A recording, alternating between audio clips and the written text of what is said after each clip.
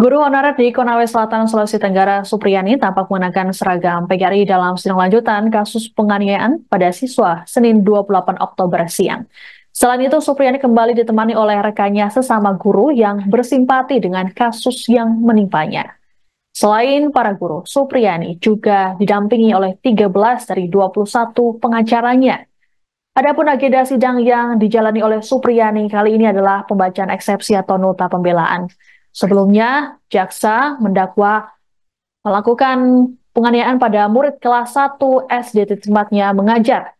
Diketahui kasus ini dilaporkan oleh orang tua murid tersebut yang ternyata anggota polisi setempat, yakni Aibda WH. Proses hukum terhadap Supriyani dilakukan setelah proses mediasi sebanyak 4 kali yang selalu menemui jalan buntu. Sebenarnya sempat muncul opsi restoratif justice. Namun restoratif justice ini harus memenuhi persyaratan. Satu di antaranya adalah Supriyani harus mengakui perbuatannya. Adapun selama ini Supriyani bersikukuh tak pernah melakukan pemukulan pada siswa tersebut. Alhasil, pihak kuasa hukum Supriyani memilih tetap menempuh proses pengadilan agar kasus dibuka seterang-terangnya. Kasus ini juga telah menarik perhatian dari publik, utamanya masyarakat di Konawe Selatan.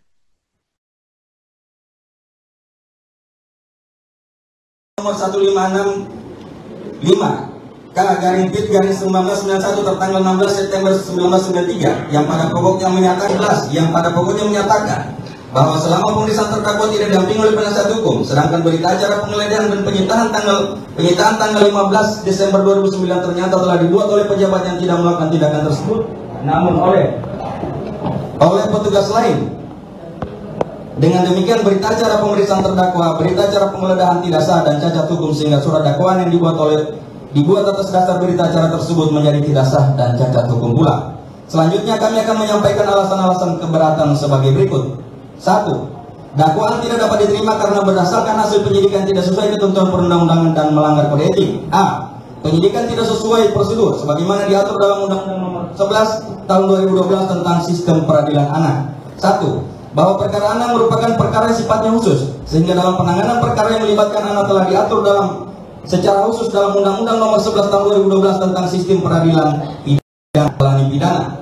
2. Bahwa dalam Undang-Undang 11 2012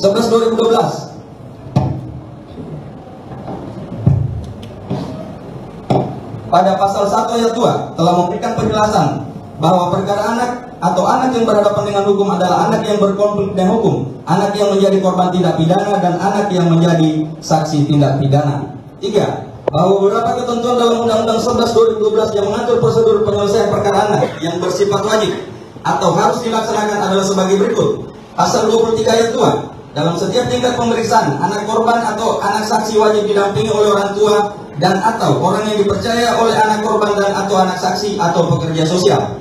Pasal 27 ayat 1. Dalam melakukan penyidikan terhadap perkara anak, penyidik wajib meminta pertimbangan atau saran dari pembimbing kemasyarakatan setelah tindak pidana dilaporkan atau diadukan. Pasal 27 ayat 3. Dalam hal melakukan pemeriksaan terhadap anak korban dan anak saksi, penyidik wajib meminta laporan sosial dari pekerja sosial profesional atau tenaga kesejahteraan sosial setelah tindak pidana dilaporkan atau diadukan. Pasal 28. Hasil penelitian kemasyarakatan wajib diserahkan oleh Mapas kepada penyidik dalam waktu paling lama 3 kali 24 jam setelah permintaan penyidik diterima. 4. Bahwa setelah membaca berkas perkara yang merupakan bagian tidak terpisahkan dari dakwaan JPU, maka ditemukan beberapa fakta mengenai pelanggaran prosedur sebagaimana diatur dalam Undang-Undang 11 Tahun 2012 sebagai berikut. A. Dalam pemeriksaan anak korban dan anak saksi pada tanggal 5 Juni 2024 tidak didampingi oleh pekerja sosial profesional atau tenaga kesejahteraan sosial sebagaimana dapat dilihat dalam BAP anak korban Muhammad. Download Tribun X sekarang, menghadirkan lokal menjadi Indonesia.